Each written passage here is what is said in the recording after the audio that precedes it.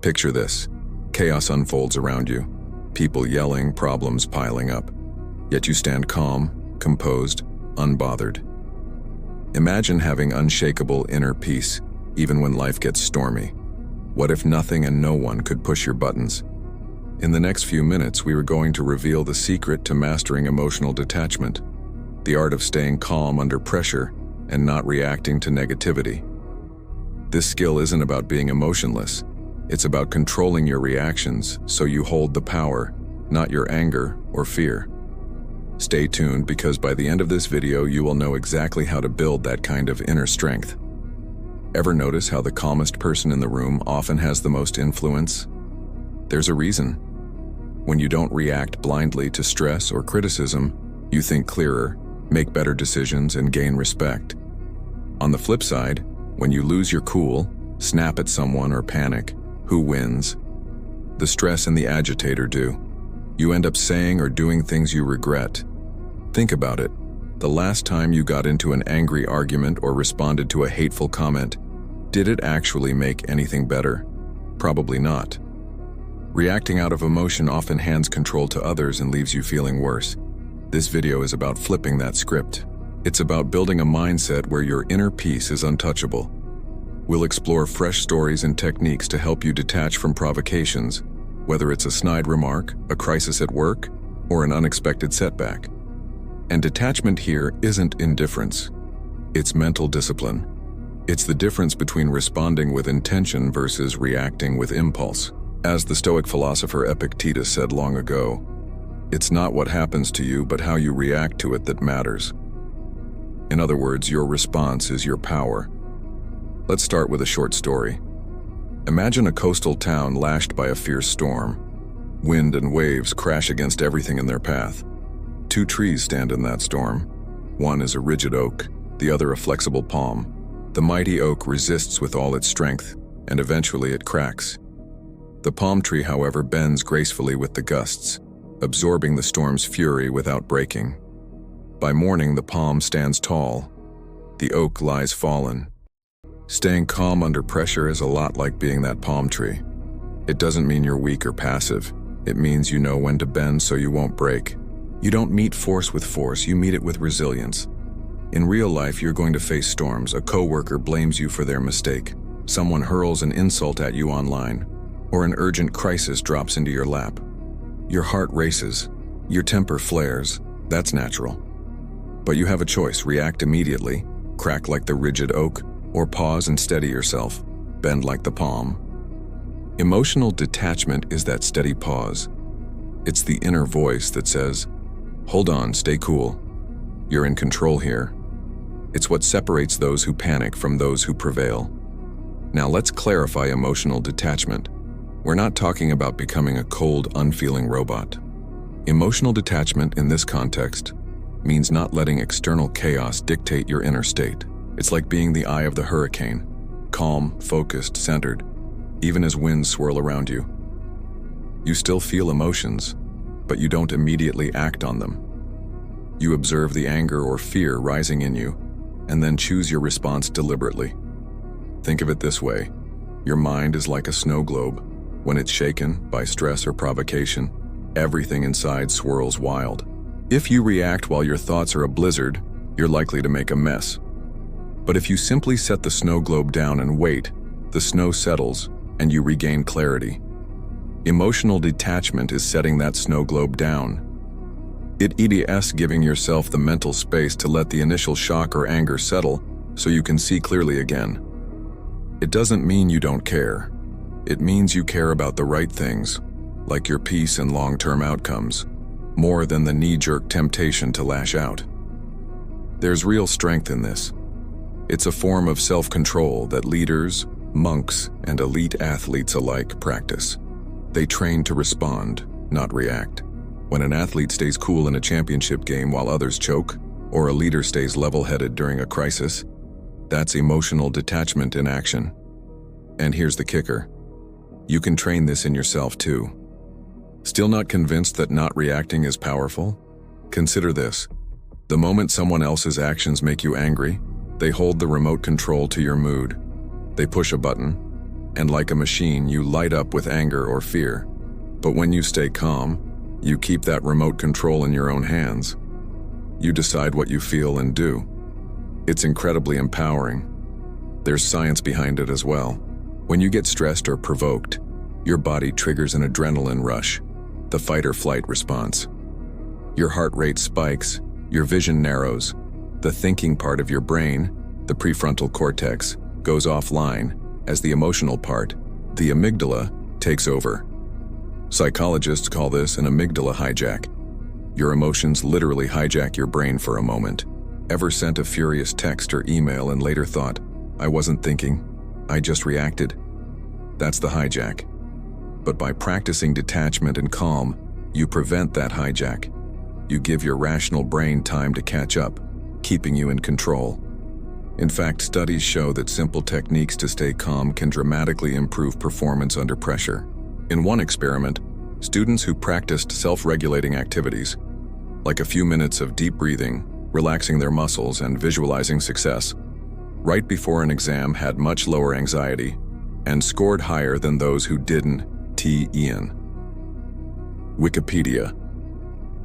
Org. The group that stayed calm had 1.7 times fewer failing grades than the group that went in stressed. En. Wikipedia. Org. Think about that. Staying composed literally helped them perform better. It's not magic, it's the power of a clear mind. When you're calm, you make smarter choices, whether on a test, in a business meeting, or during a personal conflict. Bottom line, calm is strength. It's like an emotional Kevlar. Negativity bounces off, and you remain unharmed. Now let's get practical. How can you develop this emotional armor for yourself? Let's break down some strategies. To become emotionally resilient and detached in the heat of the moment, you can practice a few proven strategies. Here are 4 powerful techniques to get you started. Practice the pause. The moment you feel provoked, your heart speeding up, anger rising, pause. Take a slow, deep breath. Count to 3 or 10 if you need. This small delay breaks the automatic reaction cycle. That deep breath isn't just a cliche. It activates your parasympathetic nervous system, telling your body to calm down. In through the nose, out through the mouth. You'll feel your heart rate stabilize. By the time you finish that brief pause, your mind is clearer and you're back in the driver's seat of your emotions. Reframe the situation. Mentally step back and reframe what's happening. Ask yourself, will this matter to me in an hour, a day, a year? Often you'll realize the rude comment or spilled coffee isn't worth ruining your peace. Or think, maybe the person criticizing you is having a bad day or dealing with their own issues. In other words, their negativity is more about them than you. This shift in perspective shrinks the emotional impact. It's like viewing the situation from 30,000 feet up. The problem looks smaller from high above. By reframing, you transform an emotional trigger into a trivial matter or even a motivation to stay strong. Detach from the drama. Make it a habit to observe, not absorb. Imagine you peer a screening wall and negativity is paint being thrown at you. You can see it splatter, but you don't let it soak in.